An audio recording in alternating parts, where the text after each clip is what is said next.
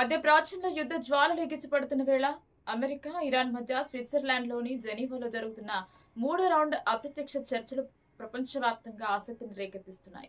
ఇరు దేశాల మధ్య నెలకొన్న తీవ్ర ఉద్రిక్తతల నేపథ్యంలో ఈ చర్చలు మండుతున్న నిప్పుపై మనసు పరిచినట్లుగా శాంతిని నెలకొల్పుతాయా లేదా అన్నది ఇప్పుడు అంతర్జాతీయ స్థాయిలో $1 మిలియన్ ప్రశ్నగా మారింది. ఈ సందర్భంగా 6వ రోజు ఫిబ్రవరి 26వ తేదీన శ్రీ వెంకటేశ్వర స్వామి మరియు ఇతర దేవతామూర్తుల విగ్రహాలను ప్రతిష్ఠించడం జరిగింది. అదేవిధంగా ధ్వజస్తంభాన్ని కూడా నిలబెట్టడం జరిగింది. ఎమ్మెల్యే ప్రకాష్ గౌడ్తో పాటు ఆలయ చైర్మన్ కంచర్ల ప్రశాంత్ రెడ్డి మరియు కార్యకర్త డి సుధాకర్ మరియు ఆలయ కమిటీ సభ్యులు కూడా పూజా కార్యక్రమాల్లో పాల్గొన్నారు. ఈ సందర్భంగా అన్నదానం కూడా నిర్వహించడం జరిగింది.